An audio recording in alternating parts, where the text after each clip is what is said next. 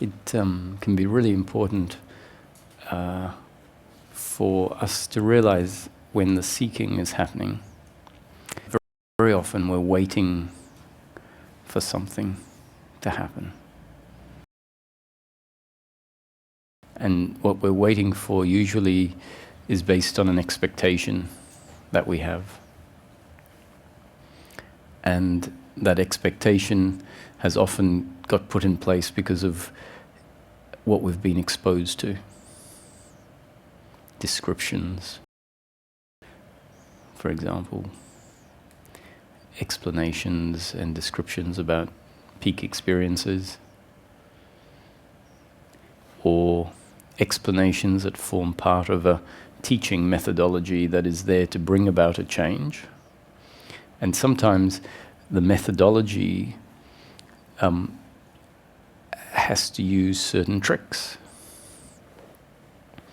or not even tricks, but certain things are described, and the sense that is received by us based on the description can be taken out of context, let's say, of what is really meant. And so we end up with an idea, an expectation of what we might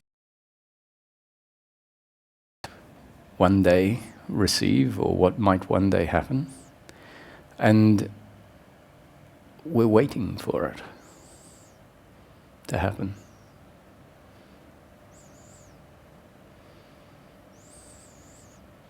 And if that idea is a little bit off the mark, then essentially it's an expectation.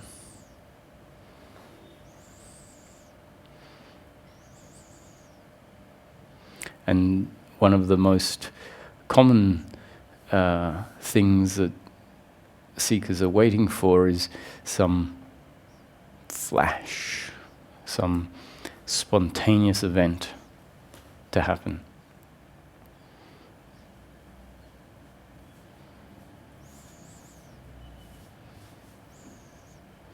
And so you might see, deep down, you might come to satsang thinking, okay, today is the day.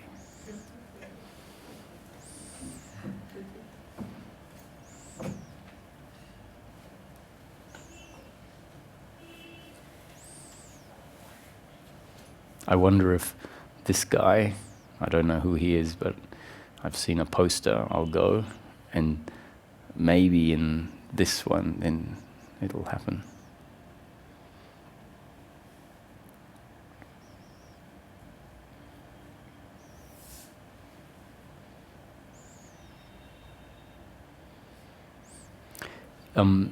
There are, in a way, two distinct phases in the seeking. There's what we can call awakening,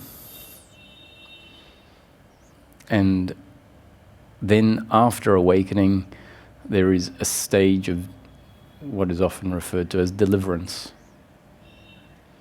Deliverance. So you have, there's a Zen saying, so a lot of these things I haven't said for a long time, I forget them. The Zen saying is awakening is spontaneous and deliverance is gradual.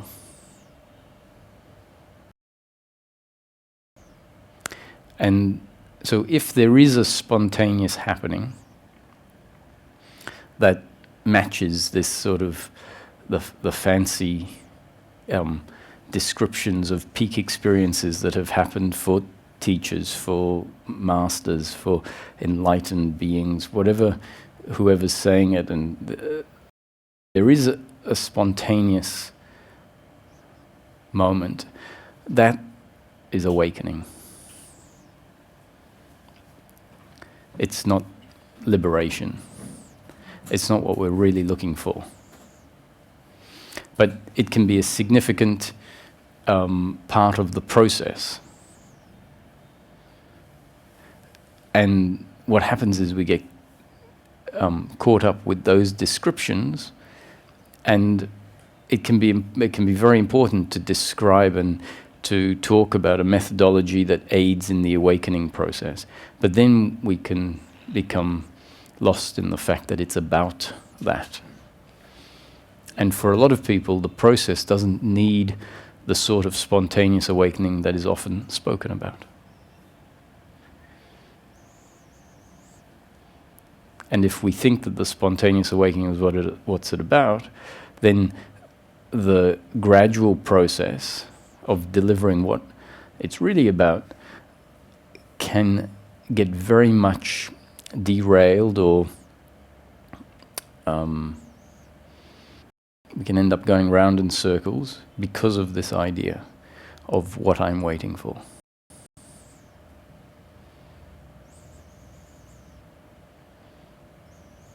So I read something today when I was walking on the street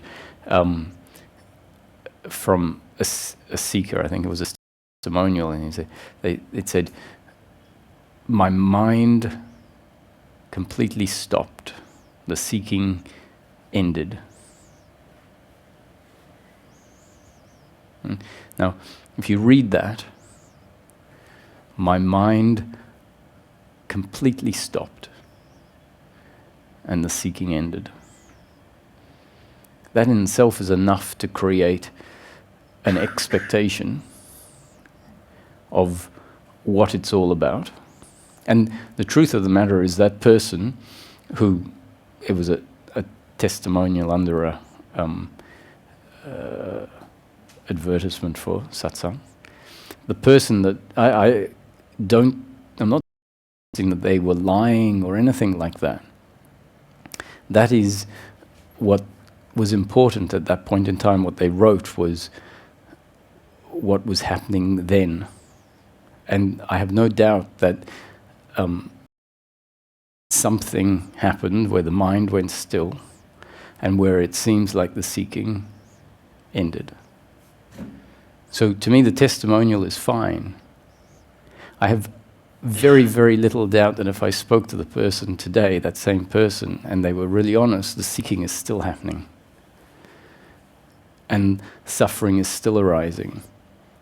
And more than likely there is a expectation and a craving for this event that happened to happen again, because there's probably very little doubt that in their system, because of the fact that that event happened, there is now an assumption it happened, that was it faded away, but at some point it will come back and stay forever.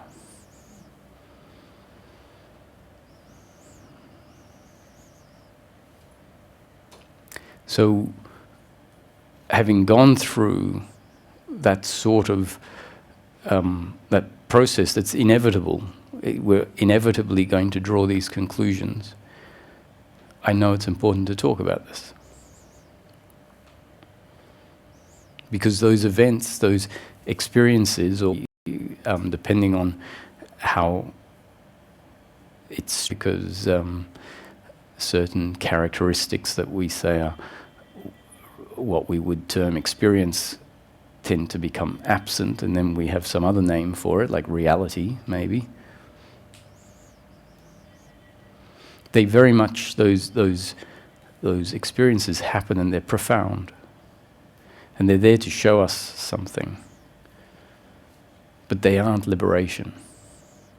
So in the scriptures, there's a hint for us. Yes, it's don't mistake understanding for awakening, and don't mistake awakening for liberation.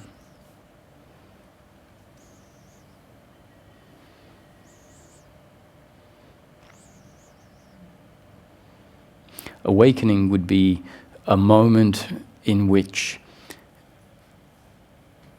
I would say the brain is some rewiring happens in the brain.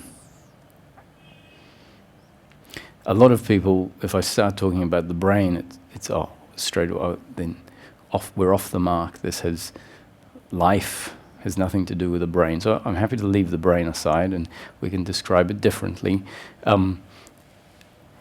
But I guess actually for this discussion, it's important to talk about how it gets seen once a lot of observation about what actually happened and once that sets in, we realize that we've been hearing a lot of descriptions about oneness, for example. And we've been encouraged to witness and to not get involved, to not label things, to stop thinking, to find the self that is outside of thought, to drop out of illusion.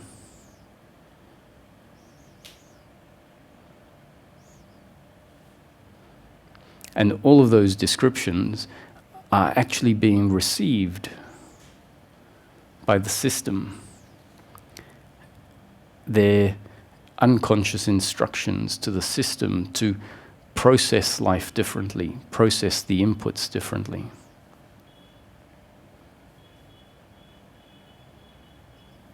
The brain creates the experience of life. It fills in, it receives a lot of stimuli and fills in a lot of gaps. It renders the experience. So when we hear that life arises within consciousness, if we acknowledge that the image of life is actually impression, or exactly that, an image of life arising inside the consciousness of the human being.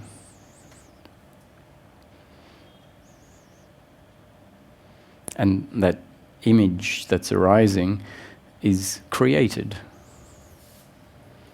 So a dream is arising in the consciousness.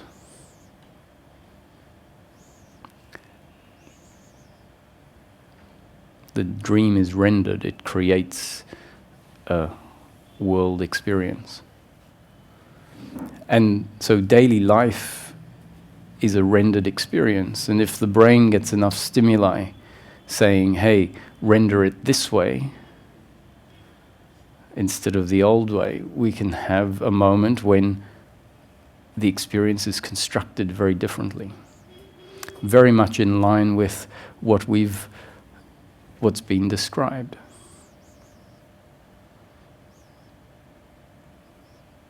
And that shift can be hugely significant because it creates a separation between the objects and that which is aware of the objects. And so essentially in awakening,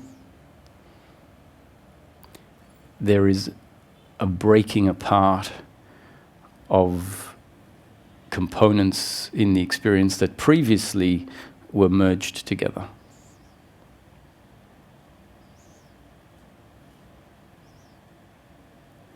So before that shift happens, if we talk about a cutting off, let's say, of a certain type of thinking, it might sound like a good thing. Yes, or a witnessing of thought. It can sound like a good thing, but the structure just won't allow that to happen.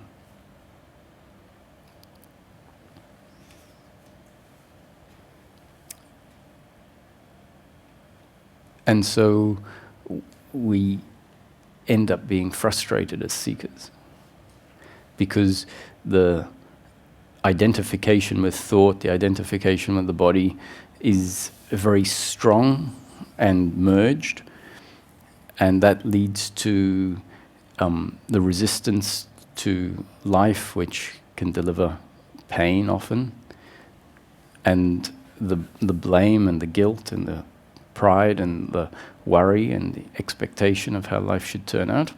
And that thinking is very solid, like it's very concrete. And there's really no hope for the system to interfere with it. And so what needs to happen is the teachings need to talk about this is not what you are. thinking is not what you are. The body is not what you are.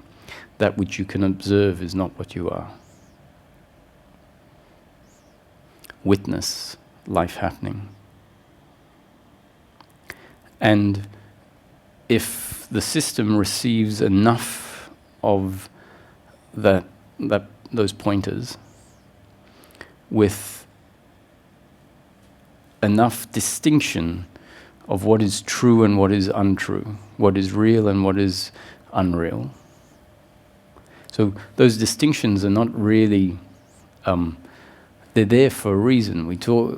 The spiritual teachings talk about truth because it's understood that the intellect will be interested in truth. And then it describes other things as unreal or illusion because it's a way of getting the system to be uninterested in that. And that new information in the system can start to weaken the structure that I'm talking about, the structure of identification. And at a certain point, when the structure is weak enough, something changes and the sense of self is then experienced differently.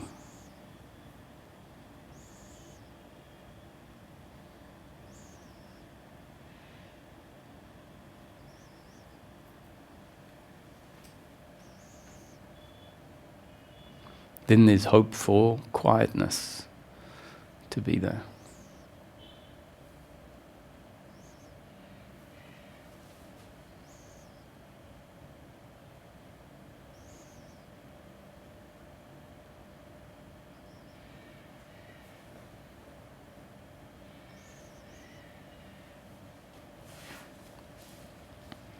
So really I started this way to try and to give anyone who feels frustrated with the fact that there's lots of talk about witnessing silence, the end of suffering,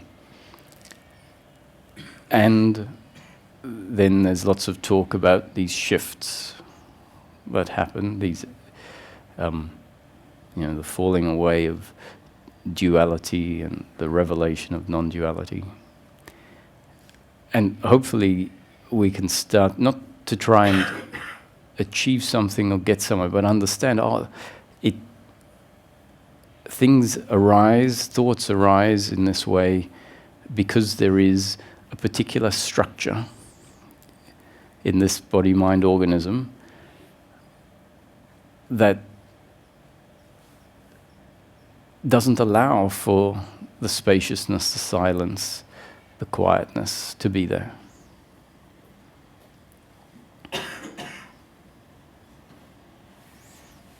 And if that's the case, then the awakening shift is needed.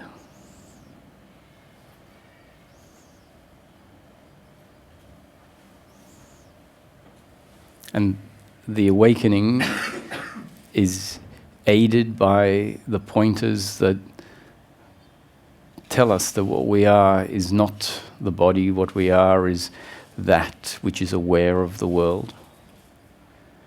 That identification with oneself as the body is ignorance.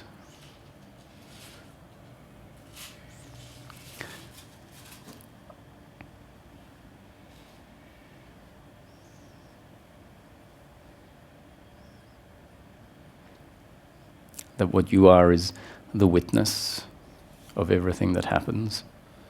What you are is unborn and will never die. That what you are is always here.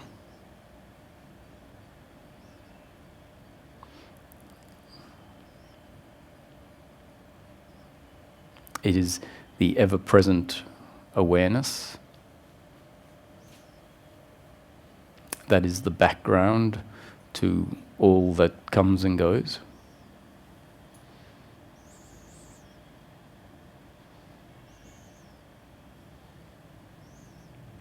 What you are is unchanging.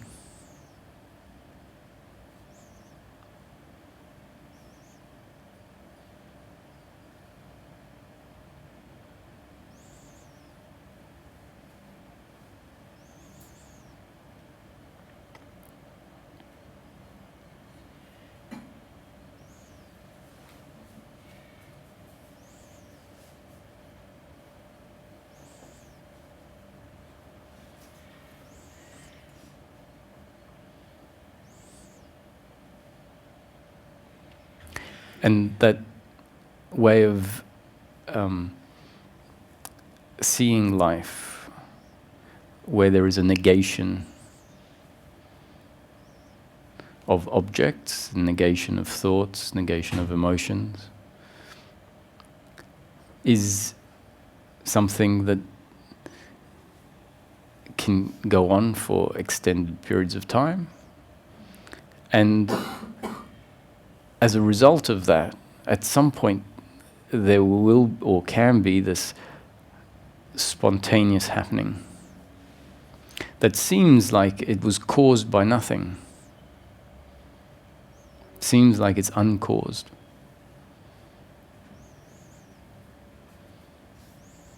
But I'm suggesting it's actually caused by all of the conditioning that came before.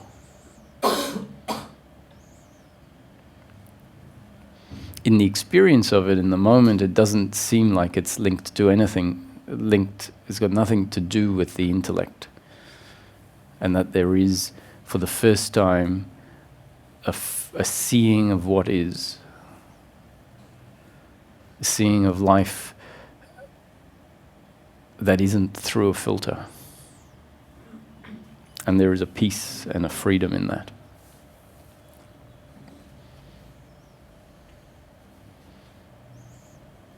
The sense of being an individual in a world falls away.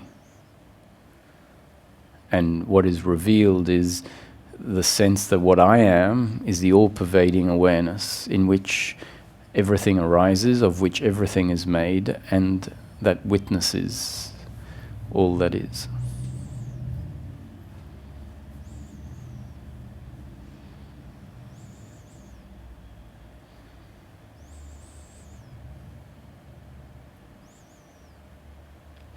And these sort of descriptions can be very calming as well. You know, what you are is invulnerable, untouched by the flow of life.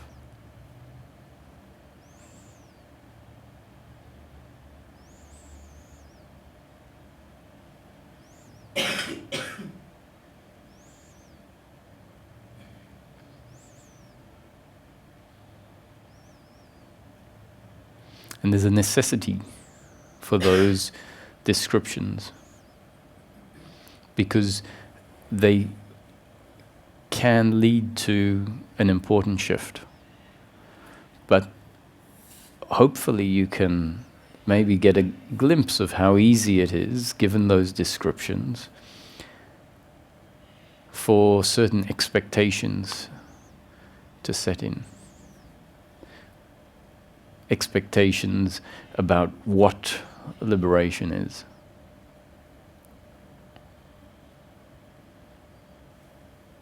For those of you that are familiar with what I would ordinarily share, you would know that the description in this teaching is that what is available to the human being, described as enlightenment, is something very, very simple, very, very ordinary. And that is peace of mind in daily living. Continuous, unbroken peace of mind, regardless of the circumstance you find yourself in.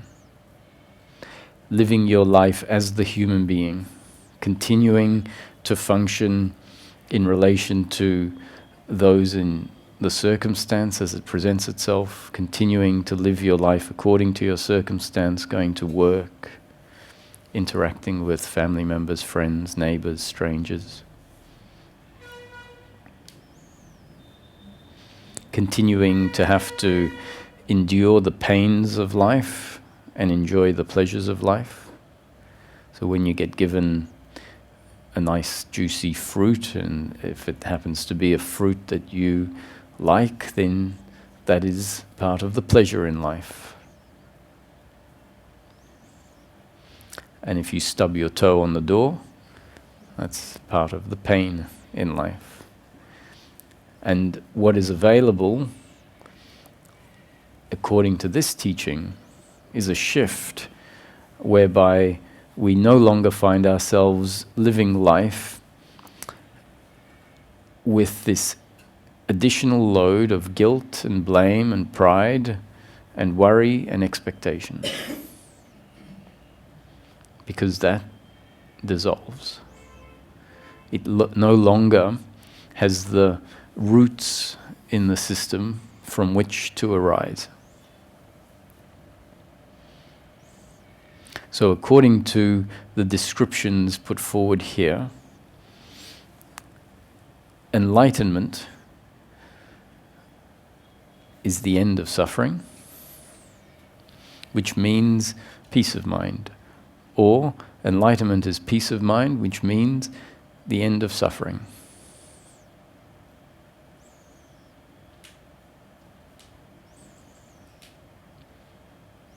And the suffering is essentially a narrative that can take literally hundreds of different specific forms, or unlimited number of specific forms. But the unlimited number of specific forms, I mean that we can have a story about literally anything that happens, and there are unlimited events that are going to keep happening in life, different events around different people, different events on different days. And the suffering is a narrative that fits into 5 broad categories: guilt, blame, pride, worry, and expectation. And under those 5 broad categories, there's lots of different subcategories again. And then within each of those subcategories, the suffering will take its very specific form, like, why did my sister take the car keys? She shouldn't have taken the car keys. It's caused me this grief. I hate her for what she's done. And you can understand that under the category of blame and resentment, there can be infinite narratives on different days. And peace of mind is where those narratives don't happen. Your sister still takes the car keys, right, without realizing that she's got the car keys in her bag and she's left and you need to get to work and the car's there but no car keys.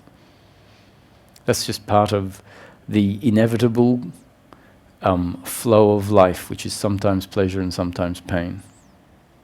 So hopefully no one has the imagination that liberation is suddenly going to be no more pain and only pleasure, pleasure, pleasure, pleasure. Ramesh used to say, don't expect that if you happen to find yourself in this liberated form that you're going to find a parking spot whenever you want one.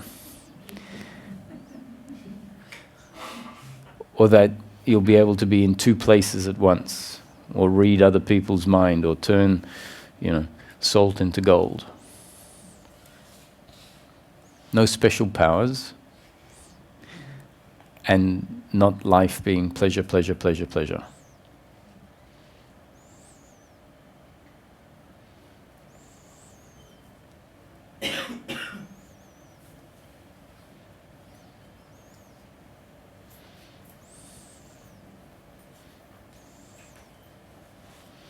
However, given that life will continue to deliver circumstance, continue to be pleasure and pain that is not in your control, and effectively you can look at it as your destiny unfolding, the amount of pleasure and the amount of pain that you are destined in your life, not in your control, and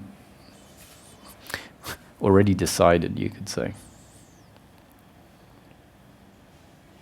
So when life delivers that pleasure or pain, the freedom is the freedom from the suffering. And the suffering is the attitude towards the circumstance that is essentially a resistance to the circumstance on an attitudinal level. And the basis of the suffering is the deeply ingrained belief of personal doership. I am the doer, the other is therefore the same. The doer meaning a separate independent entity that has complete volition, meaning can choose whatever that they think and say and do. So seeing the other as an entity in control, and seeing yourself as an entity in control.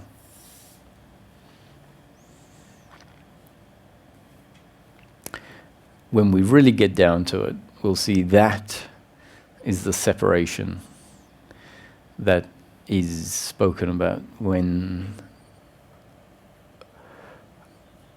life is described as the end of separation, or when life is described as oneness. What it's pointing at is not an experience of oneness where in the moment life will be experienced as one. Those experiences happen, they're peak experiences. When they happen, we're bound to make the error and say, this is oneness, this is the oneness that is spoken about.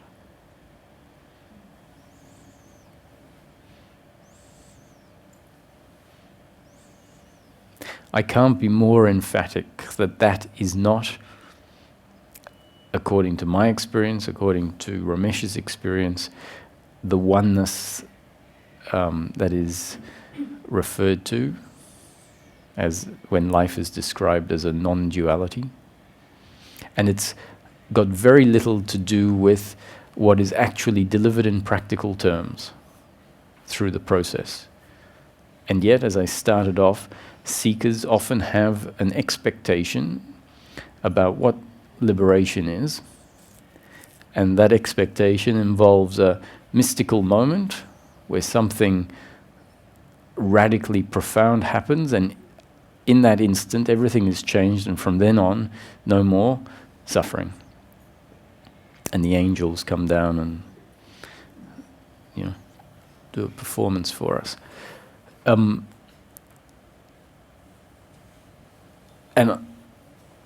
I say this from my own experience because that was my expectation.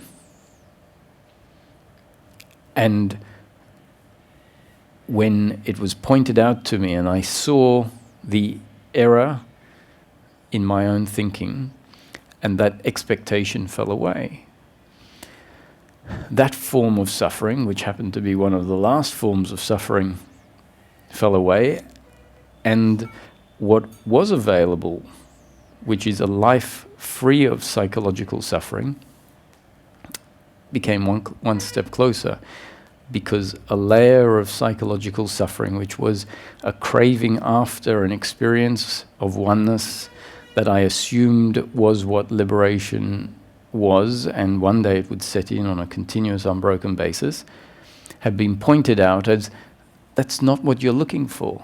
You might think it's what you're looking for. That's not what is available. That's not what is described or meant by liberation. Liberation is simply the absence of suffering. And there's no doubt that in that experience there was no suffering. But there was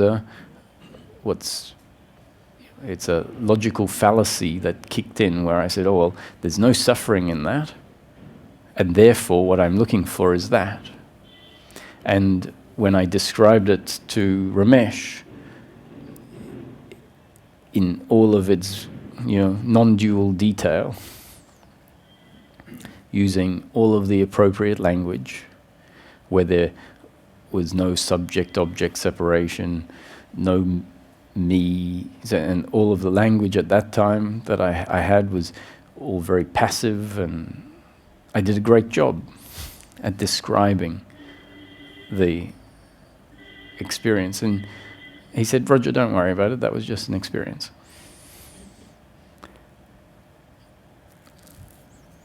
To me, it was a culmination of a lot of investigation and inquiry and what was understanding and things falling away. And it was oneness, non-duality revealed. And here he was saying, so I thought I'll have another attempt at describing it to him. Maybe I'd left some things out, I thought. So I did again. He said, Roger, don't worry about it, that was just an experience.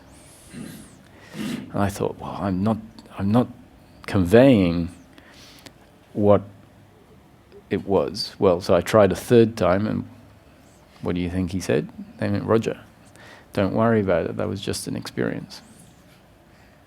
So my conclusion was, oh, well, actually, I think he doesn't know.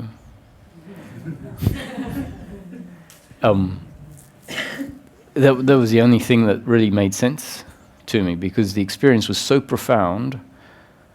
It was such a perfect match with everything that I thought I had read in the teachings of Ramana Maharshi, Nisargadatta Maharaj, Course in Miracles. And my suffering was diminishing in that period of time. And yet I was still convinced that it was about something special. And this experience was pretty special. I remember thinking, from the perspective of what was witnessing life happening, I remember the thought, if someone came along with a machete and macheted my arms off, it'd be no problem. They wouldn't be even coming close to touching what I am. And that was just like an insight based on the experience that was happening. So what I knew myself as, I'm not saying I as Roger, because at that point the awareness, the sense of self was all pervading everywhere, not located in the body. The body was just an object. And it was like, fine, not the arms, who needs those? I'm not that. You know? That was the, and it was profound, super profound. So the only thing that made sense to me when Ramesh made the comment he made was, maybe he doesn't know. Maybe it hasn't happened to him. Because this is what Ramana's talking about when he talks about the self.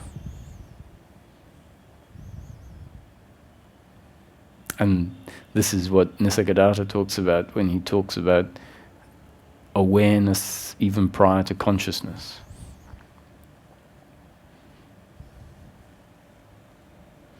And luckily I had been exposed to the teachings of Ramesh for long enough to know that the starting point, the premise is, be clear on what you're looking for, be clear on what's available,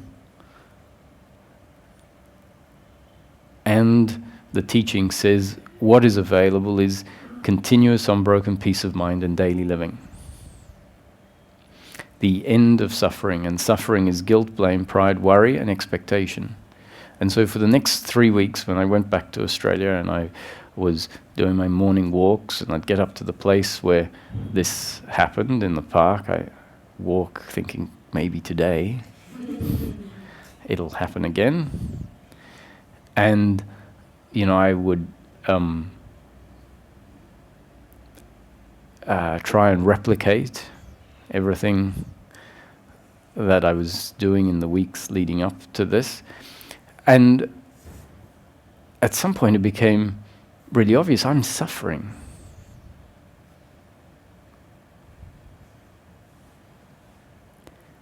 If I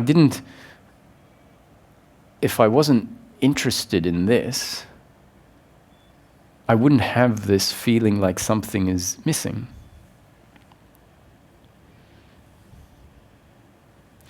And that was very important because it hadn't really sunk in that what is really available, I understood it. I'd heard it many times, but it didn't really click. That what's really available is peace of mind, the absence of the 5 forms of suffering. And in that moment I realized I have one of the forms of suffering that in the previous 2 years has been, my life has been free of suffering. And here is suffering again. I said, what if he's right? What if, Roger, don't worry about it, that's just an experience. What you're really looking for is unbroken peace of mind in daily living.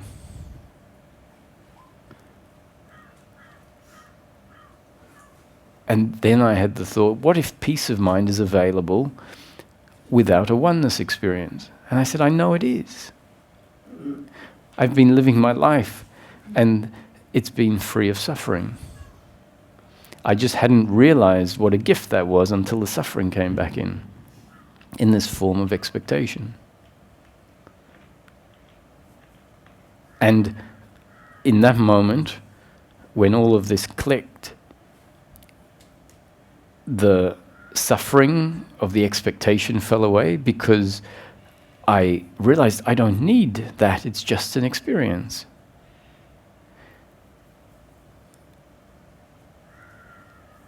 And there was peace of mind. So what I'm trying to demonstrate is that living as a human being on my morning walk, no significant aha moment or shift in experience, or it was simply the falling away of one of the 5 forms of psychological thinking that the human being is prone to doing until life reconditions us in such a way that the thinking is recognized as a disturbance to our peace of mind. The basis of the thinking is described as erroneous, and we understand why it's erroneous. So in this case, it was expectation is a belief that my completeness, that I will have something that I don't have now in the future, and then everything will be complete. And we're continually told in spiritual teachings, they put it like you're already enlightened. You don't have to seek anything. You don't have to go anywhere or get anything. And so in expectation, we have a thought about what it is we need, a form of attachment to outcome where we believe that our completeness, our happiness is to be found in something. And the 2 main forms of attachment, with their many derivations, is an attachment to love, an attachment to money, and when we're a seeker, an attachment to enlightenment. So an attachment to love, when I have a partner, when I find my soulmate, everything will be okay. When I am successful at something, then people will appreciate me and everything will be okay. That's love from the other, appreciation. I would like to be appreciated. So we're continually trying to imagine ways in which we can be appreciated. I'd like to invent something, I'd like to write a book, or I'd like to come up with this great performance or this something that will psychologically, when we're thinking about it, we imagine ourselves on the world stage where people are saying, wow, look at what a great job you've done.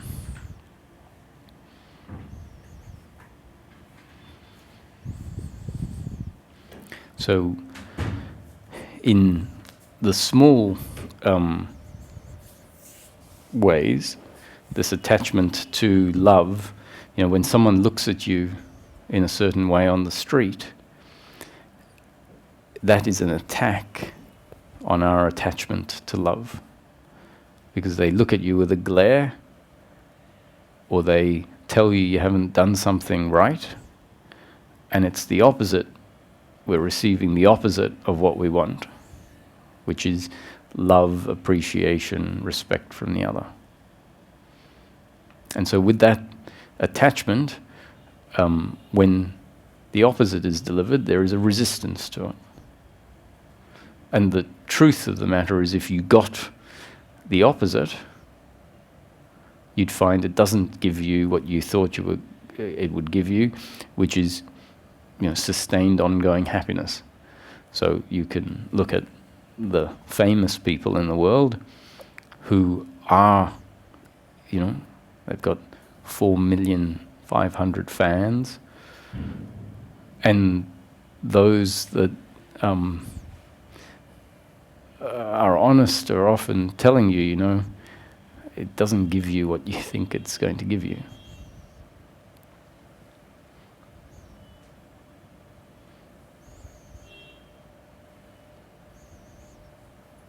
So once the different forms of suffering have been seen, and seen to be stemming from an attachment to outcome, and hopefully we have enough experience that tells us, I've wanted certain things, I was sure that once I got that job promotion, please God, that's all I ask, job promotion, then everything will be okay.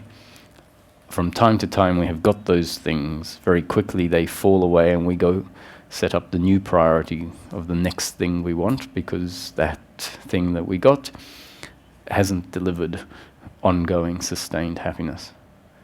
So if we start to see from our own experience that this thinking is flawed in principle,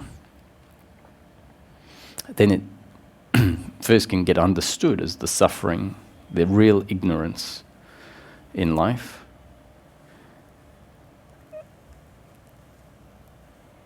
Maybe a recognition when it gets cut off that there's peace.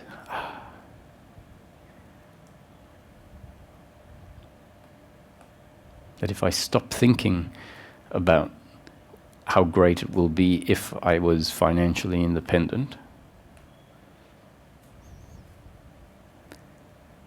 and that thought process just dissolves, we find, what is your problem right now?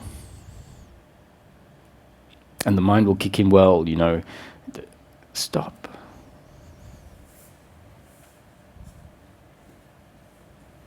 Yeah, but I need to pay. Stop.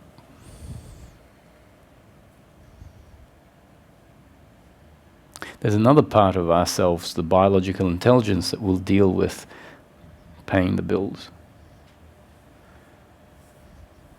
The psychological story creates this disturbance in our life. And the movements along the way, including the awakenings, and that's why I say we don't have to have these big awakenings for the system to change, such that this thinking can start to slow down and stop.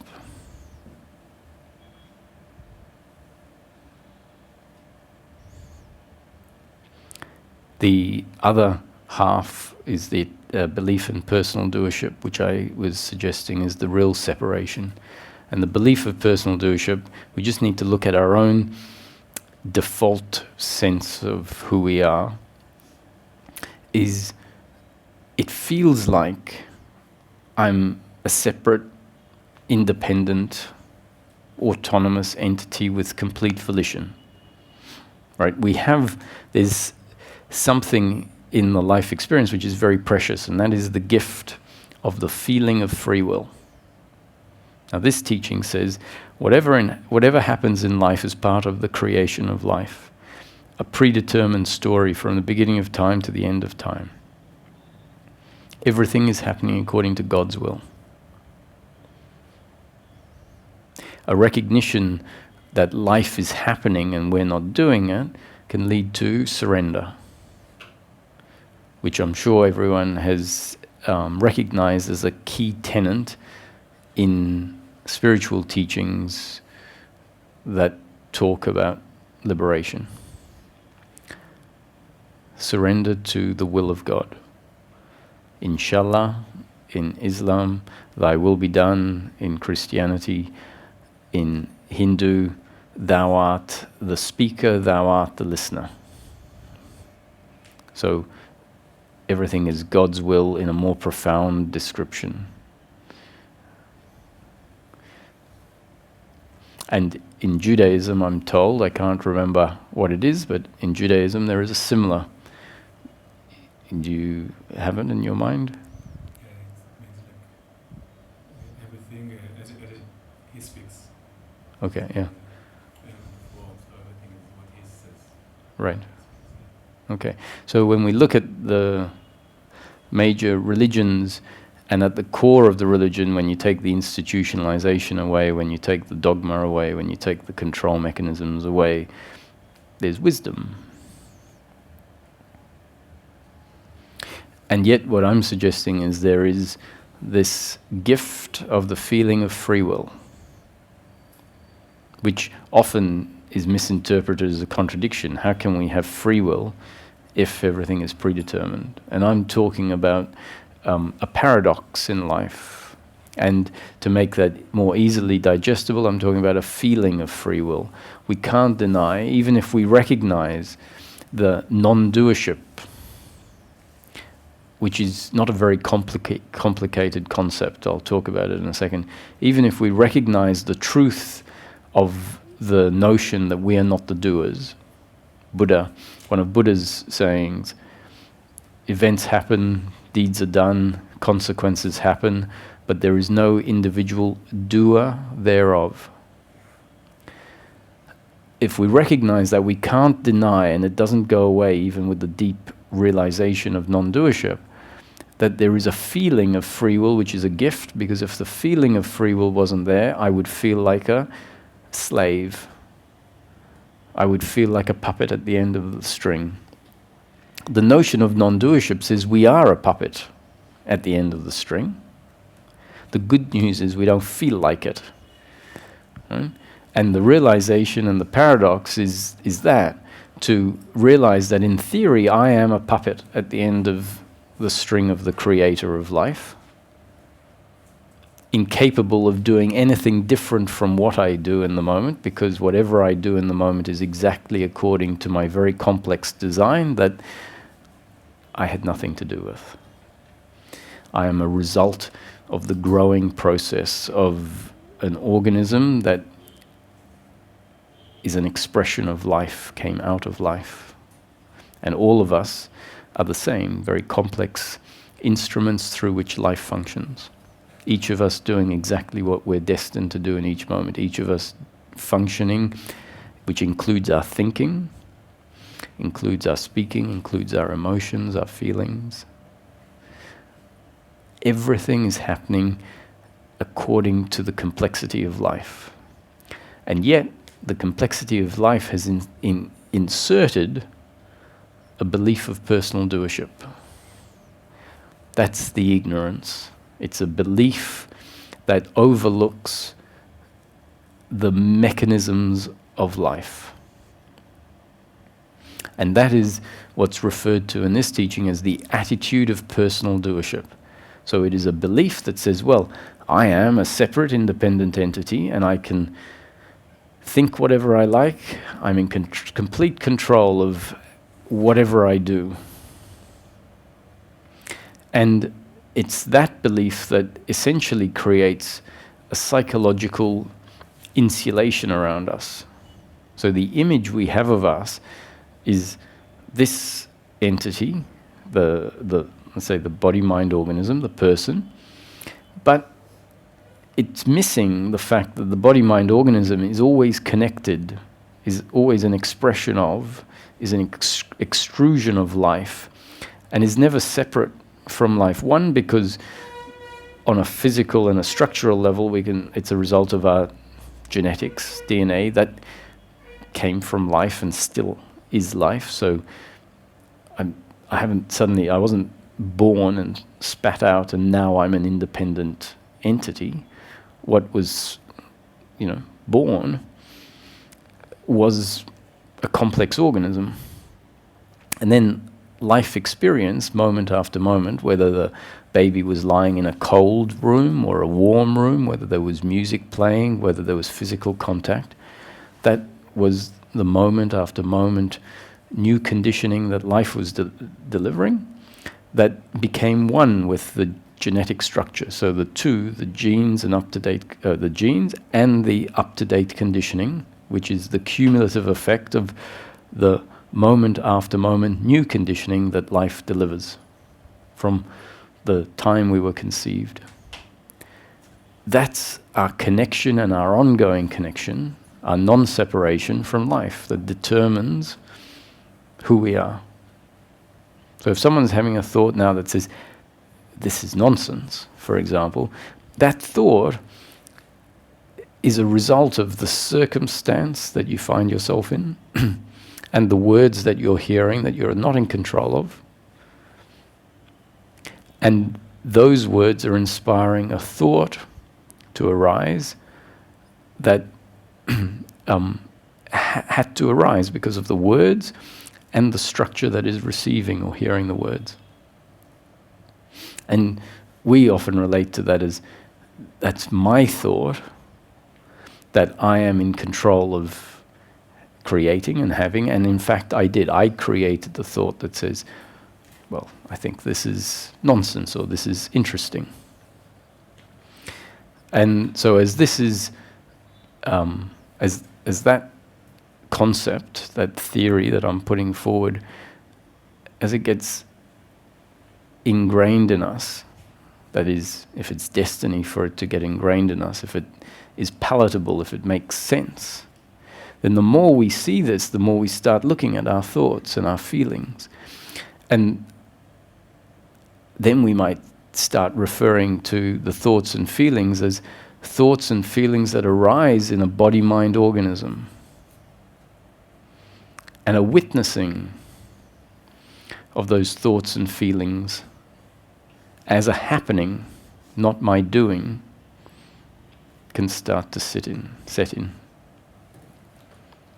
And as we understand that the thoughts and feelings and the actions are all a happening, then when my functioning delivers pain to the other, instead of shame arising, there might be an understanding that, well, it's unfortunate that I delivered pain to the other. It wasn't my intention to deliver pain to the other. And that pain is in turn maybe delivering pain back to me.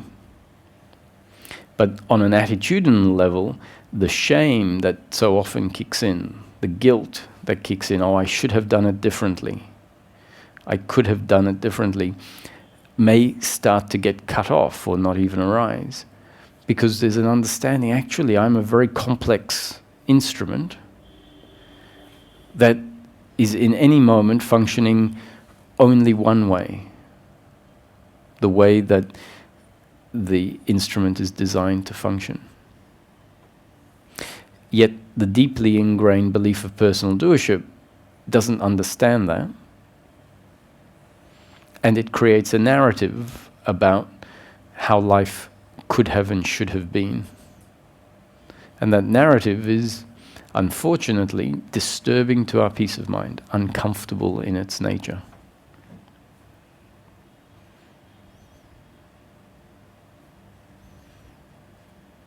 So as the belief in personal doership falls away, the amount of guilt and shame, which is part of our attitude to what is happening, the amount of blame, which is also a result of our attitude to what is happening, our attitude to the circumstance, and as the attachment to outcomes, which really means the deep ingrained belief that my happiness is to be found in somewhere in the future when things are better. When that falls away, and then the thinking that says things will be better if, and we say stop, and it starts getting cut off, and we start realizing, oh, there's this aspect of me here that was completely covered up by that thinking, meaning attention was in the thinking. So the thinking says, you know,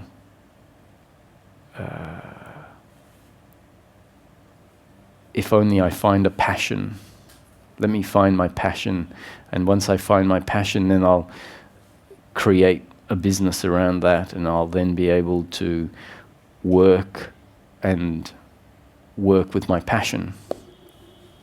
Now that seems like a very noble quest, you know, but really what it's saying is, until I find my passion, then my life is a bit blur, you know, it's just not quite right.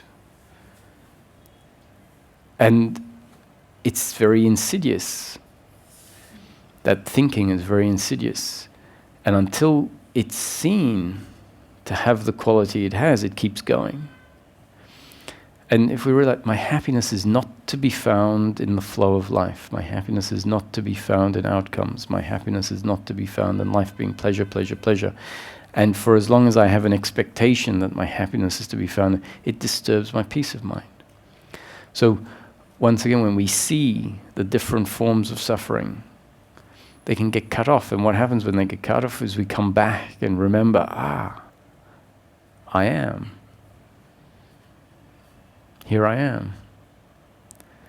And that's the self-contenting nature of self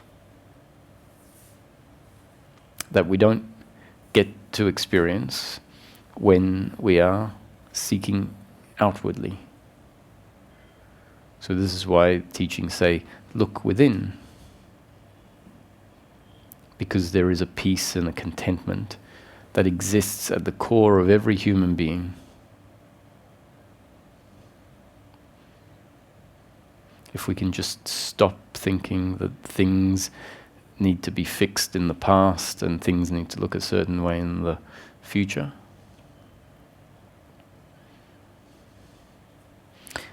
And we find this space. Now that space is found only once the cutting off starts happening. Cutting off, and there needs to be a motivation in the system, because you can't cut it off with your will. If the doer kicks in and says, okay, I'm going to set up a mission for myself, and that is to cut off the suffering. That itself is the suffering, that aspect that is, me, the doer of how life turns out. So it doesn't work like that. It works by just receiving pointers that are pointing at the problem. The pointers are updating the intellect. And if the working mind, which is the functional part of the thinking, rather than the thinking mind, which is the doership and attachment to outcomes, receives the pointers, then that part of the intellect will see the suffering when it arises. And at first, all that is important is for it to be seen, not changed. And in the seeing, the investigation and the inquiry and the contemplation goes deeper, where the more subtle characteristics of the expectation, of the guilt, of the blame, of the pride get seen. And then the cutting off can happen automatically. Yesterday I spoke about the arising of the thought, I am, as a reminder when suffering is seen. So the blame is happening, and then the thought can arise, I am, which is really just pointing us back to stop and be. Of course, in that moment I forgot that I am complete. The self that Ramana talks about with the capital S is the aspect of the human being that actually doesn't need anything more.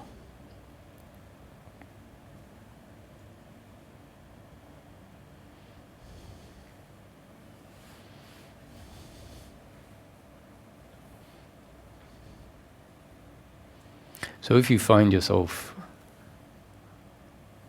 waiting for a very profound something, keep in mind it might not be that is available. It might be something much simpler, like the absence of something that was there before, the falling away of something that was. And I can assure you that doesn't happen spontaneously. It happens gradually. And so if you find that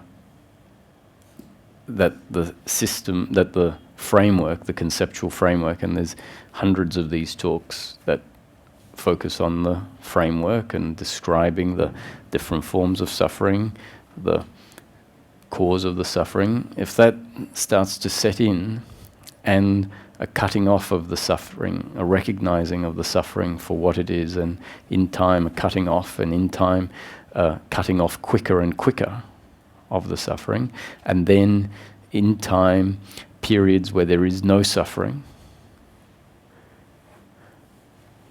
and then the inevitable flip-flopping will come in. That's just part of the seeking process, and there's a lot of reason why the flip-flopping happens. It might feel very frustrating, but it serves to show us aspects of suffering that we might have overlooked, and it's a great part of the process that can enable us to exclaim one day, all I'm looking for from our own experience, from being with the flip-flopping, which flip-flopping is, you might go 3-4 days where you find your attitude to life is of non-attachment and non-doership. Things go wrong and you just feel like it's okay. It's not good that happened. It's not good that I broke my favorite vase, but it's okay. As opposed to when you wake up and the flop happens and you spill your coffee and this internal feeling of uncomfortableness arises, and then you realize, oh, the flop's here.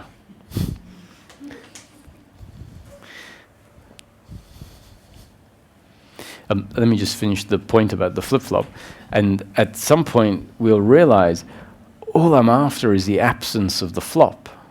And we can see for ourselves the flop is very much this resistance on a attitudinal level, this uncomfortableness with ourself based on the flow of what's happening in the flow of life. And we realized yesterday and for the last 3 days, I couldn't have asked for anything more. I didn't have any special powers. I didn't have this great experience of oneness.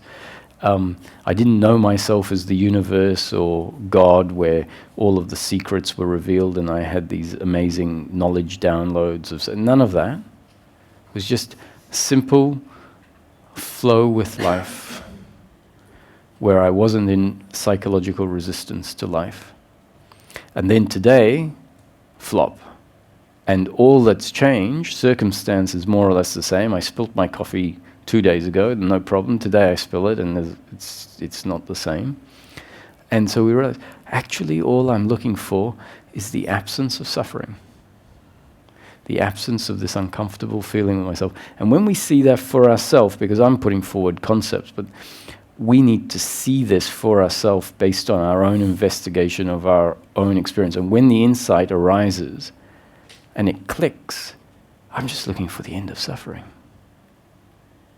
I don't need anything special. That's more than enough. Hi, Roger. Hello. Thanks for your explanation. I have a question. How do you know you're just not in a longer flop interval right now? You described that you've been to the park and you had been without suffering before and suffering came back. Obviously, you're not suffering now. How do you know it not come in the future? Something might happen. Maybe you have to stay a month with your mother or your partner leaves you. How you're sure about that? What's the difference between the two stages? Mm-hmm. from the park to now? So so really, how do I know that I'm not in a really long flip? The flip is the good one, right? Exactly. The flop is the not so good one. Well, that was 15 years ago, and I don't know. You know, it might be that there is flop around the corner. However, for all intents and purposes, what I have found over the last 15 years is that lots of circumstance in life that is not favorable happens and continues to happen, and the attitude is consistent, where the attitude is an attitude of non-doership and non-attachment, and there is an absence of suffering. And within that series of life circumstances, there have been some fairly significant challenges, including illness. So I'm very grateful for these, because sometimes, for the first few years, I used to think, like, how do I know this isn't because my life is pretty good, that I'm at peace? And whenever that would happen in the first few years, very quickly it would fall away, because I realized, but it's not, your life isn't perfect. It feels pretty good because actually of this attitude. Because when I really look at it, things go wrong. But the attitude, and then along the way some fairly big ones happened, and I found the attitude was exactly the same. The biggest one for me was where I had an illness that was undiagnosed, waiting for tests. It had to do with, there were lots of neurological symptoms, seemed fairly serious. And so if you're just looking at the, it seemed like there was something fairly wrong with my brain. So tumor in the brain or something like that. And so for a period of about 2 weeks, while tests were being done and whatever, there was this uncertainty. And for not a second in that period was there any suffering. Yeah, but the biggest challenge is still to come, your physical death. Yeah, so to me, when I think about physical death, it's like going to sleep at night. So you mean the actual process of physical death? Like? Yeah, well, first you said you don't know.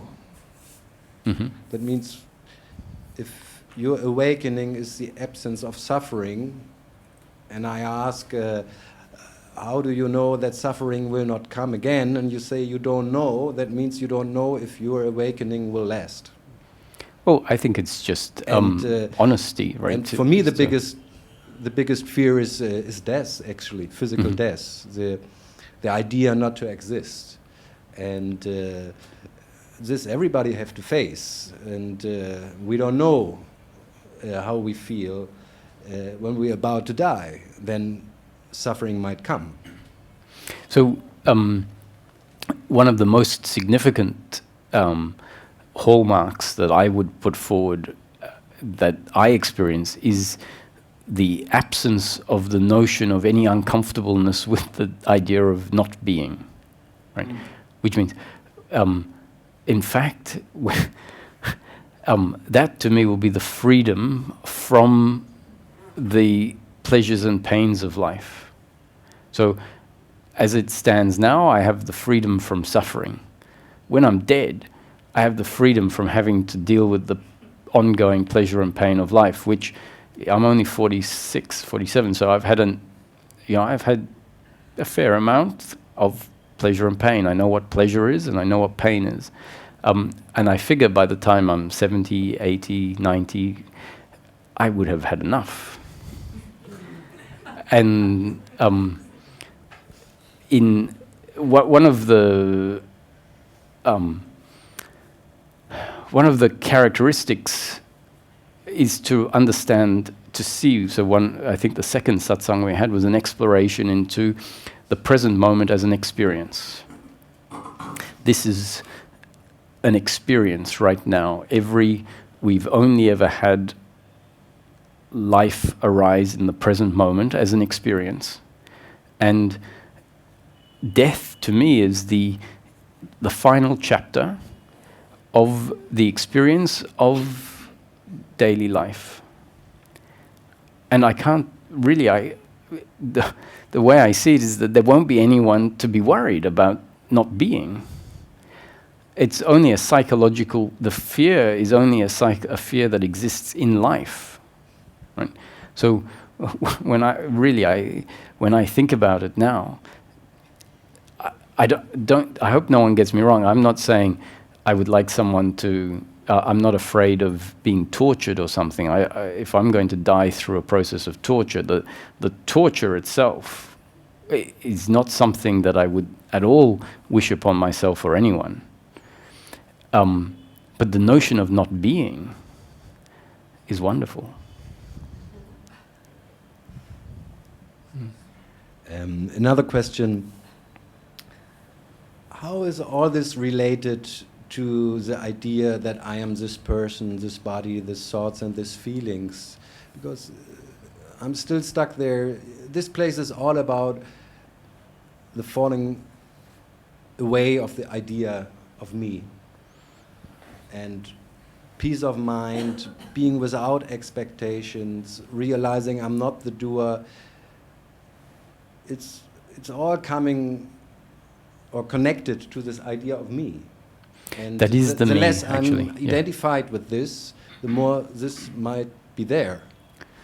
And do you have any suggestion on practical terms besides deepening this understanding and getting into it to real knowing? So I mean, do you suggest meditation, being with the I am, being the witness, mantras or anything like that? Mm-hmm. So actually in this teaching, it specifically doesn't say that the error is believing yourself to be the body, right? In fact, if someone says, so who are you? The answer that I would give, and the answer in the teaching, is I am Roger. And Roger is impersonal consciousness of source linked to a particular body-mind organism, functioning through that body-mind organism as personal consciousness. And the combination of the consciousness and the body together is Roger. So Roger is the result of consciousness functioning through a biological and psychological instrument. So I can't say that I am not the body. I am, in practice, in life, I am Roger. And therefore, the notion you are not the body, you are the awareness that is unborn and doesn't die, those are teachings that I would refer to as part of the awakening, let's say.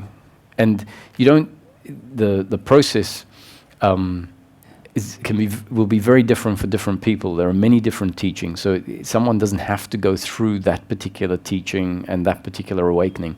But because obviously you've heard those teachings, it's good for, at least this is my concept, my description for you, is that teaching is not telling us the truth.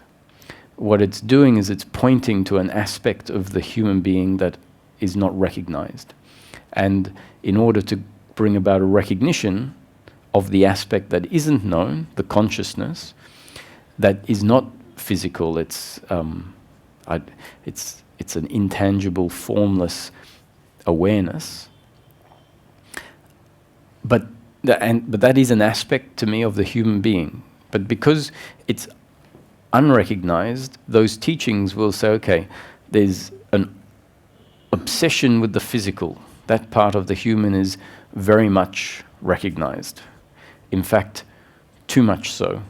There is an obsession with thinking and with emotions. So let's break the obsession and let's try and switch attention onto the aspect of the human being that is unrecognized. And so the technique, the strategy, the methodology of those teachings is to, what you are is not what you can perceive, not what you can touch and feel and see. So anything that you can be aware of is not what you are. You are that which is aware, or that which is looking. It's not the truth in my experience, but it's needed. Nothing's the truth. No teaching is the truth. That's part of this teaching. It's all concepts trying to describe something from a certain perspective so that things get seen differently. So liberation to me is not coming to see myself as not the body. However, it is very important for me to know this aspect of the human being that is very often unrecognized. So I would recommend meditation if it happens. All of these things, I would say, do them if you feel like it. Don't turn it into a mission, a practice. Because if there is a practicer doing these practices, that's half the problem. Actually, much more than half the problem. So meditation is a process that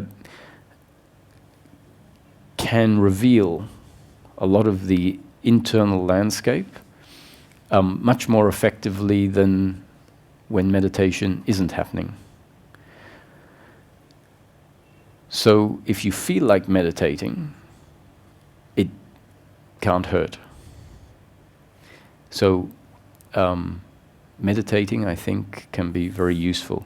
Ramesh used to say, the only practice that I will suggest if someone insists on a practice is this: at the end of the day, or whenever you have some time, turn off the phone, close the door, sit in a quiet room. He said you can have a coffee or a sherry or a beer if you want. Right? So he's trying to say this is not some holy practice. Make yourself comfortable, and then pick one event that happened during the day that you are convinced is your doing, right? And investigate it. And if you investigate it, realizing that that event that you are convinced is your doing happened because you found yourself in a circumstance, and the circumstance you realize was not your doing. You didn't control the people that were there and the monkeys going past. And so in the circumstance, you saw something, you heard something, you smelt something, you tasted something. So that was the input from the circumstance, and then that created a response in the very complex body-mind organism, and you weren't in control of the creation of the body-mind organism. You weren't in control of the parents you were born to, the country you were born into, the political views in that area, the school you went to, the friends you made. And so we then realize that there is this complex organism that finds itself in a complex circumstance, none of which has anything to do with you in terms of you controlling it. You saw something, a thought arose as a result of what you saw in this complex thing, and then after the thought you might have said something, and then when you said something, someone might have said something back to you, and then you might have got into an argument. And the investigation is to see that all of that was essentially following the same principle. There is a circumstance, input from the circumstance, a reaction in a very complex body-mind organism, and on it goes, following the same principle. And the more that we see that these events that I thought that was my doing, everything else I'm not sure of in the day, but I was convinced that that was my action, and we investigate it and we find actually that was happening through a body-mind organism. And Ramesh would say that investigation, given that each time you do it, following the suggestion, you'll find, well, actually, not as much my doing as I first thought. More are happening. And he suggested that as the most useful exercise.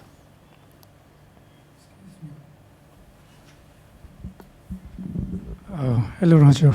Hello. It's about your guru, Ramesh. Mm-hmm. There are some scandalous thing about him on internet. Mm-hmm. So how should I take it? Well, you should never believe everything. I mean, there are like undeniable proofs. I mean, I should just keep all those testimonials of his previous devotees who left him and all that. Well, when I see the situation that happened, I see it as a perfect description of what the teachings say. That life is a destined unfolding. That everyone functions exactly the way they are destined to function.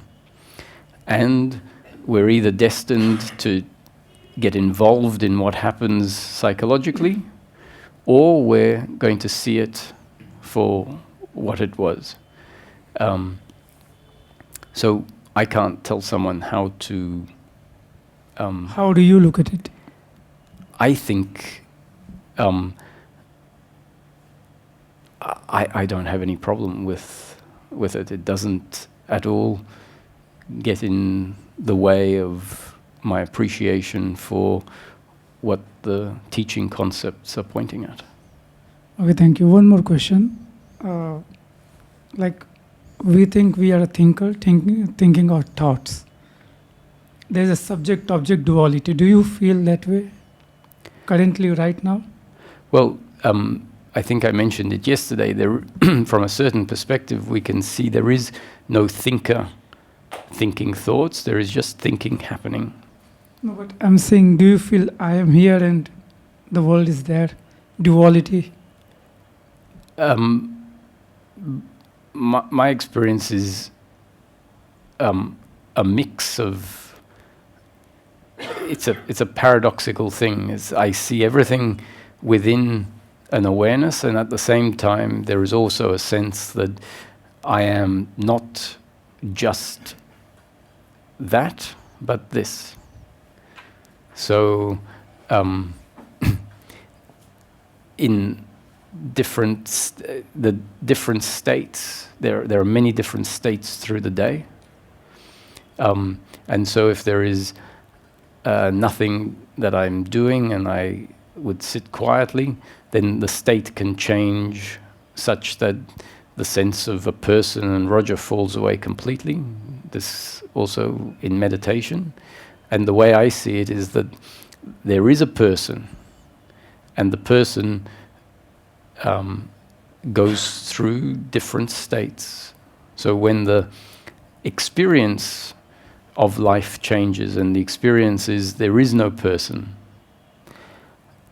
that doesn't mean there isn't a person. It just means the experience of life in that moment is an experience of no person. So that then shows us that the sense of a person is actually part of the experience. So the sense that I am the body can fall away in any moment, very easily in meditation. You close your eyes, and if there is a presence with what is in that moment is vast emptiness.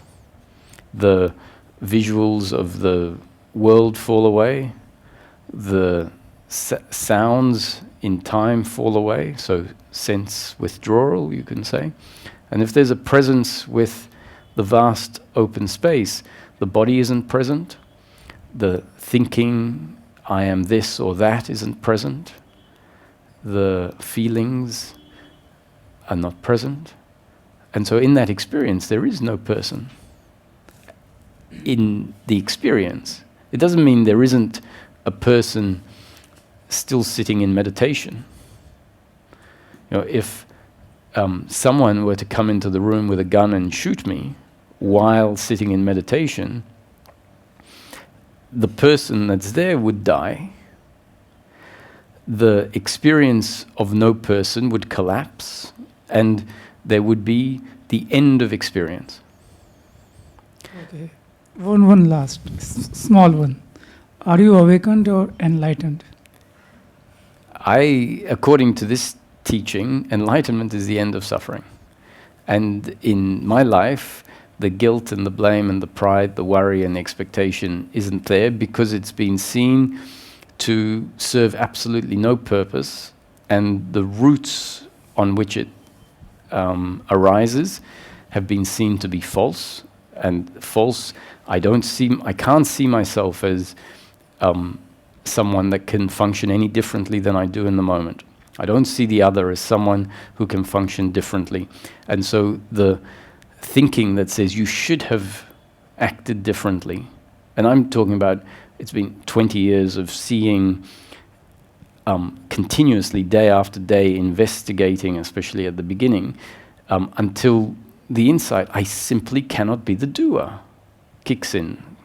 And then living life over and over from the perspective of seeing everything just happen. So the narrative that used to be based on the opposite belief just doesn't arise.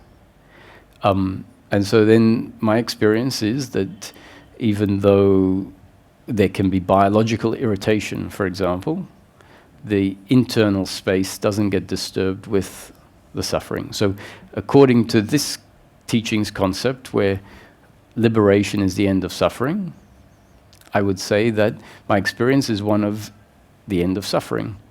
But if someone has another concept of enlightenment and another teaching, that enlightenment is, visiting the seventh dimension or whatever, I'm not enlightened. Thank you.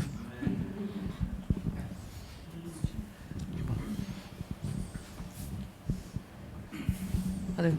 Hi. So, my interest is not in who's the stories, because I don't even know about them. This is the first time hearing it. To whatever extent it might have been at some point about, know thyself. But right now, when I'm listening to what you're saying, the last thing that he asked you, I actually missed out a little bit of that, but maybe it's more about the doership. I heard you say that, that when it fell away for you, in simple language, that works.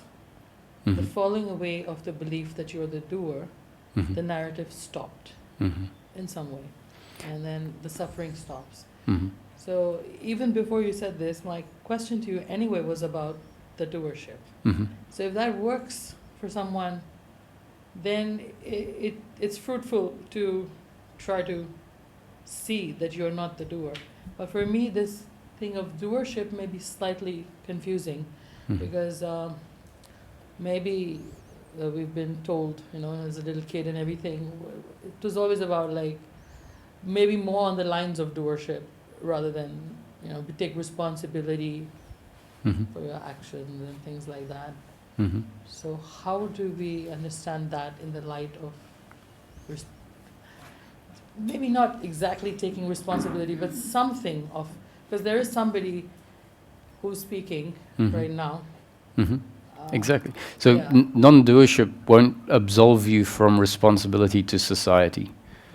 Society will still hold you responsible for those actions that happen through you that deliver pain to society, and society will reward you for those actions that happen through you that deliver pleasure to society. Mm-hmm. But as far as God goes, you don't need to worry about a responsibility to God, because God, if there is a God, which let's not go there.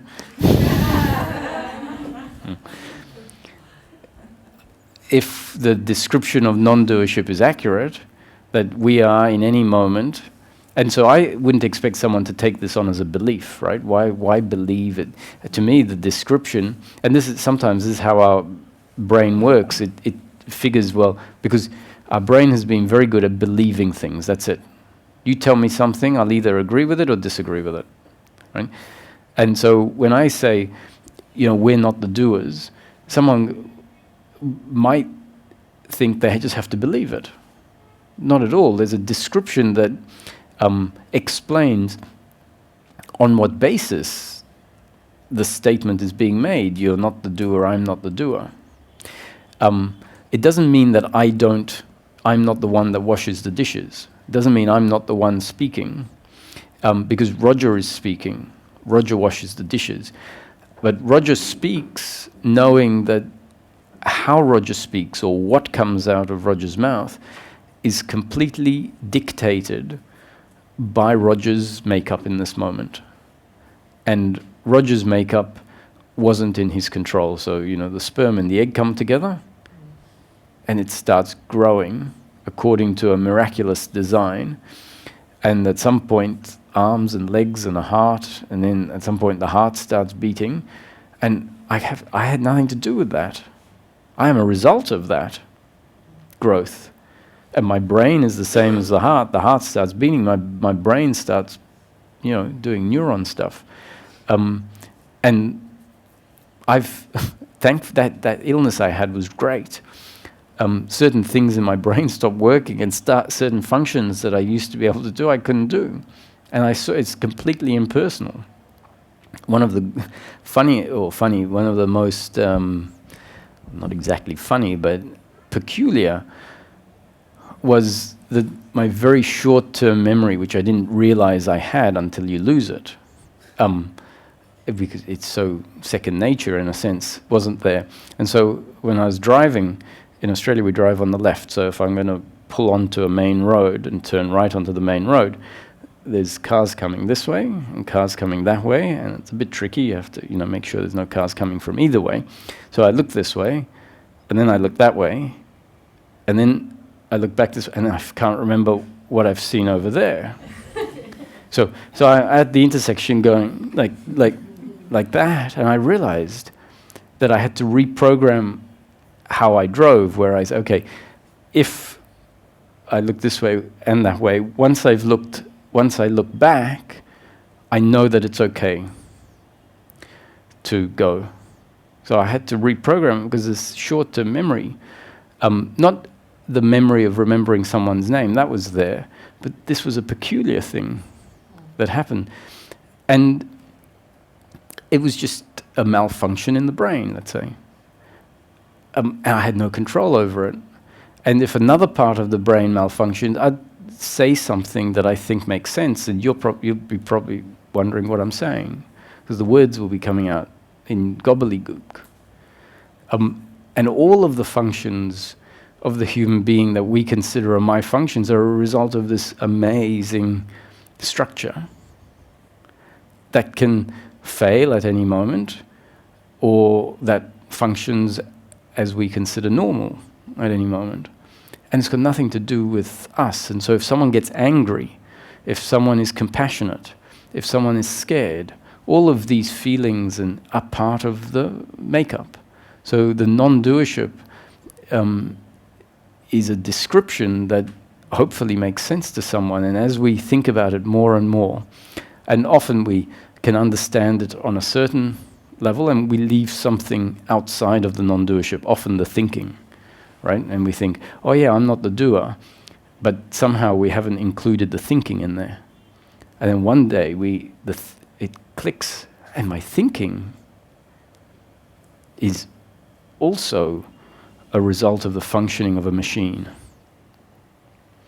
And then it's a game changer, because if my thinking is not my doing, then my actions, which are a result of the thinking and not my doing, and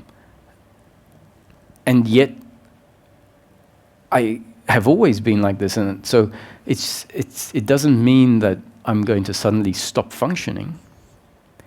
What the recognition is, my whole life has been an automatic functioning of a very intelligent machine that I just had this incorrect attitude towards. So what part of the question were we on? I forget. You were talking about non-doership, and I'm not sure I fully understand when I hear this, now what? You know, I'm either supposed to understand and be able to see in that I'm not the doer, and it's supposed to sink in. Mhm. So if that's the case, I'm not sure that I do see that. Well, you see, this is the thing. So whether you understand it or you don't understand it is not in my control or your control, because you're not the doer. So, But it still seems to be my job to understand it.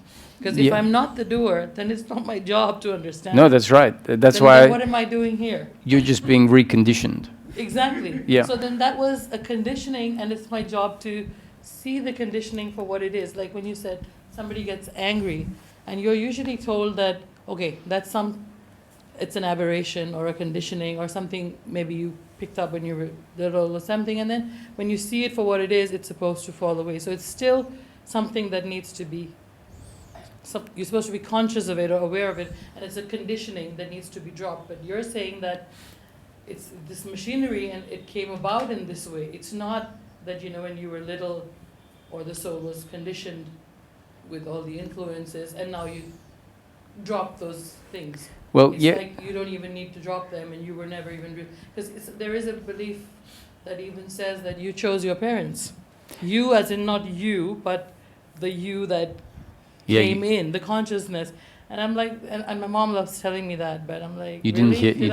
You didn't hear that here, though. I mean, like, even if I could choose my parents before I was born, you could certainly choose your children because you were already in your, you know. But I mean, that's like jokes apart. But in all seriousness, to understand this non-doership concept with the with being conscious and being aware, and what is there a role that you have No, so towards enlightenment or towards anything really? no, you just have to keep moving through life, which you can't What you avoid. not do. That's right.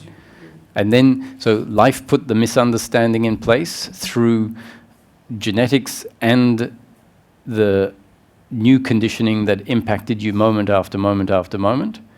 Right? This is new conditioning that can change the up-to-date conditioning. So you don't have to do anything with the new conditioning.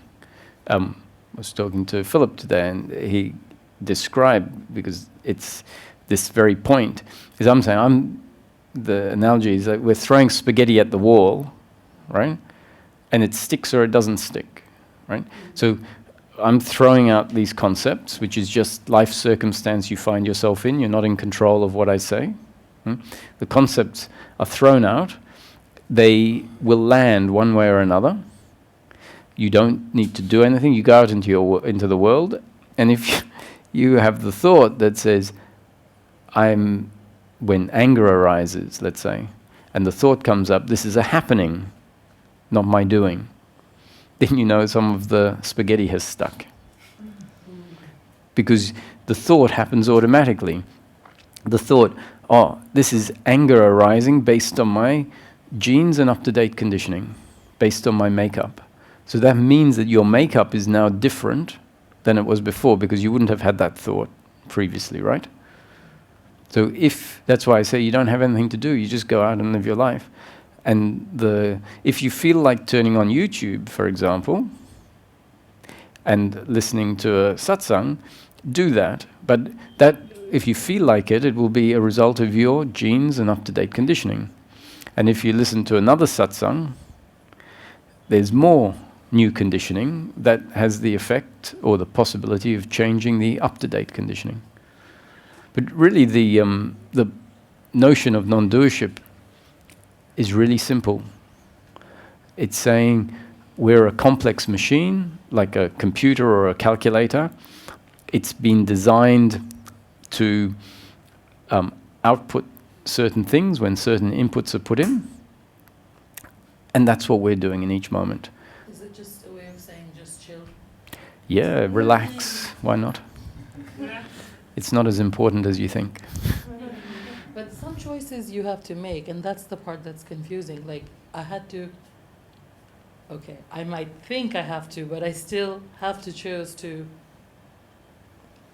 not literally, like, some power is assisting you, but you have to decide right now when you're making a booking to go to Tiru or not to go to Tiru, to get a flight. So there are choices Sure. that you make, and that, I'm not sure I understand how to relate that with ultimate. Ultimately, there is no doership, but in those things, you have to make a lot of choices in your day-to-day life. But the choices you do, so non-doership doesn't mean no more choice. Non-doership, when it's recognized, means seeing the choices that happen as a happening and not your doing. So you're the one on the computer, but you're on the computer because of the fact that you felt like turning the computer on.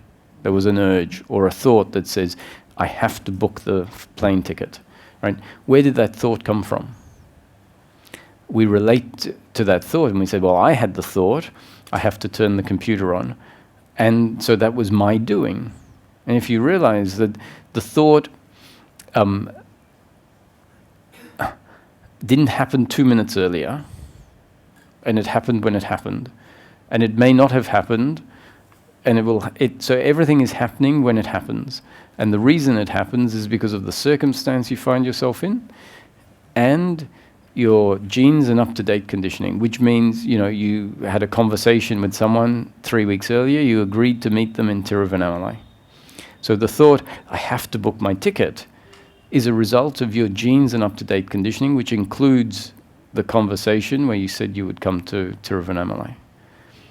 So all of these things that we do is life unfolding. The insight doesn't just necessarily happen. It can happen after weeks or days of thinking about the notion of non-doership as it's presented. So there is effort then? Yeah, but the effort happens because, you're designed that way. You don't have to make effort. I'm not telling you to make effort. I'm saying that when you leave, you might find that this notion of non-doership keeps going round in your head. And after 3 days of it going around in your head and you playing around with it, you might come up with, that's what he means. Now that wasn't your doing. It was a happening because the thought happened, and it may not be something you think about after today. Sure, thank you.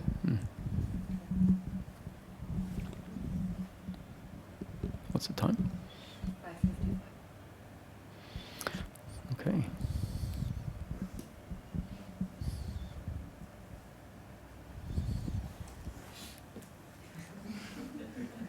Tomorrow? Okay, we'll undo.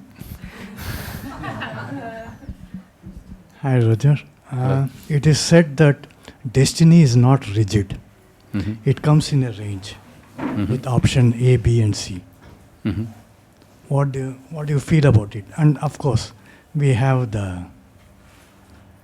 time we have the duty to choose or the room to choose. So I would say that the choices are all included in destiny. Yeah. And so if you look at the theory of destiny, it says it is all written, and it's all written, and it's not going to be different. However, in practice, when you are living your life, you'll find yourself saying, well, I could go left or I could go right. And why someone doesn't often resonate with the notion of destiny as being written is they go to their experience and they say, well, actually, I see these two options, and I feel like I can choose which one. This is my job, to choose which one it is. And if I choose this one, my life is going to go down that path. And if I choose this one, my life is going to go down that path. So how can it possibly be that destiny is rigid? How can it be that destiny is rigid, given I'm standing in this crossroad and I can choose to go down the left or the right? And it's from that perspective that people say, I don't buy that destiny is rigid, because at any moment I can choose to do something different.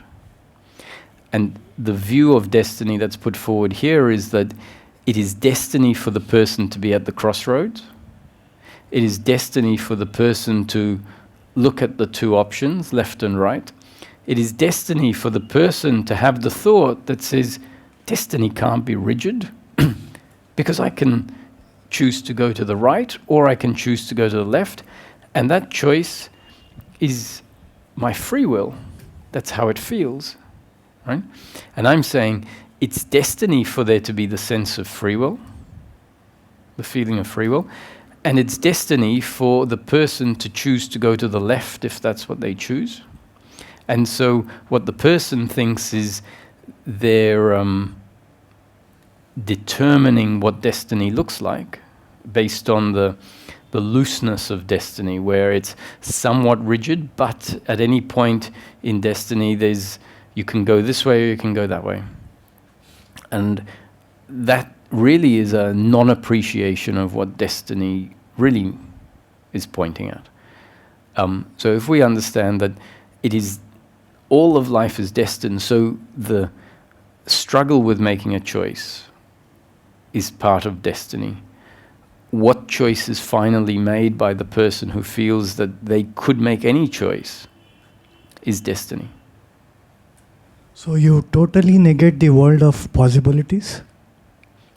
I totally? Negate the world of possibilities. No, in destiny, in each moment you are presented a range of possibilities. That is part of what is destined. When you open up the fridge or when you're given a menu at the restaurant, on the menu there is a range of possibilities. However, you'll only ever pick one. And one more thing. We have two types of actions, involuntary and voluntary actions. And as per neurology, every voluntary action, whether it may be a small one like moving my thumb, is an act of will. That's what neurology tells. Yeah, but so the short answer is even what is called a voluntary action is an involuntary action. Based on the fact that it is inspired by the circumstance you find yourself in and the thought, I want to move my finger. So I'm saying this is a voluntary action, right? It's inspired. The only reason I'm moving my finger is because you started talking about voluntary actions. So how voluntary is it? It was completely determined by your question. So it boils down to the way of seeing. Yeah. So the notion of a voluntary action is as opposed to a twitch, let's say, that would be classed involuntary in neurology. So in a particular context, it is valid to say there are voluntary versus involuntary, but that is in the context of, let's say, a medical class. In the context of this, my answer is even the voluntary action, when looked at, is not your doing. Thank you.